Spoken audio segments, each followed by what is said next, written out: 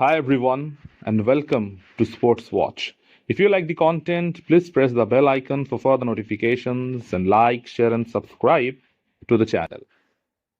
Dricus Duplessis submitted Israel Adesanya at the main event of UFC 305. He did it for Africa.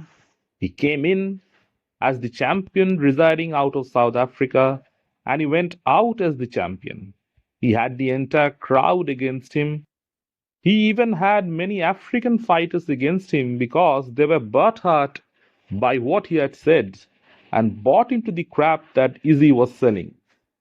But Dricus had kept his cool all week long and finished Adesanya in his own turf. He silenced the doubters once and for all.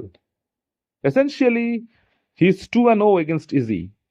He won the press conference hands down, had Izzy in tears, and wasn't remotely affected by his trash talk. But then, on fight night, he delivered when it mattered the most. It was a remarkable achievement given he was fighting the crowd and the judges who were not having the best of nights. One of them had to be relieved because he became too biased and gave Tai Tuivasa 3 rounds in reality when he hadn't won any. And Israel himself admitted that it was the best he had ever felt. It just made that performance from Duplessis even better. From the first round itself, Dricus was pushing the pace. He was matching Adesanya for shots. He was not going to let Izzy steal a round by staying on the outside and point fighting like he always does. Dricus' style is awkward. He isn't the greatest striker. He lunges forward, but he is strong as an ox. And Izzy landed some great shots on him. But Duplessis switched stances and hit Izzy with shots of his own. His left high kicks were impressive. It kept Adesanya honest. He hit him with leg kicks as well. And Dricus wasn't overwhelmed by the occasion. For a guy who was defending his belt for the first time, Duplessis had no nerves. He took Izzy down easily in the second round. Even when Izzy hurt him on the feet couple of times, Dricus wrestled with him. It was tiresome, and he almost had Adesanya's back in the second round. For the first 2 rounds, it felt that Dricus was fighting the perfect fight. They were so evenly matched. But then Izzy came back in the third round and landed a couple of impressive body shots. They were slowing Duplessis down. It seemed like the game plan all along. Even though Dricus was exhausted, he was still landing on Izzy. In the fourth round, at times it seemed that he was out on his feet and was about to get stopped. But the wrestling had also tired Izzy out as well. He looked sharp in close quarters and was looking to clean Dricus's clock. But Dricus was still dangerous. He always seems down and out in his fights and somehow still manages to find a way to win. And he did find a left hook that bounced off his head in the fourth round. Israel pointed to the ground.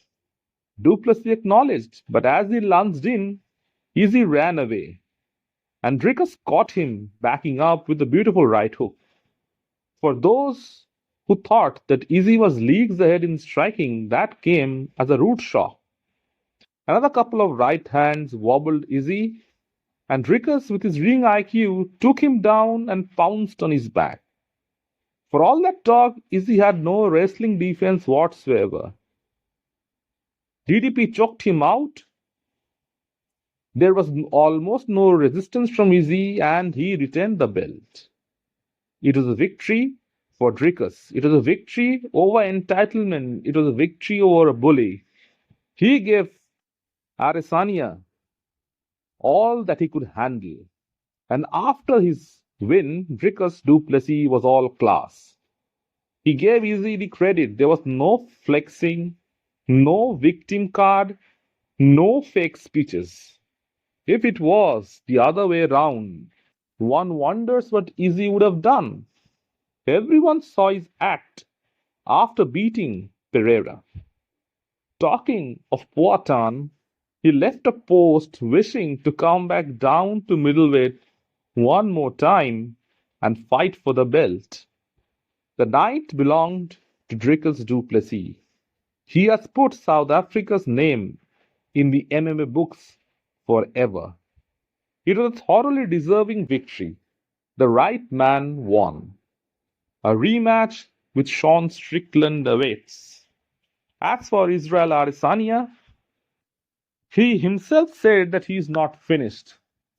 But Israel is 35 years old, and it will be a long road back to a title shot, one feels. Even Dana White privilege won't get him a shot anytime soon. For the first time in many years, he has to fight some upcoming contenders, maybe even a Hamza Chimaev if he wins against Robert Whittaker. Exciting times lie ahead. Let me know in the comment section what you feel. And if you like the content, please like, share, and subscribe to the channel.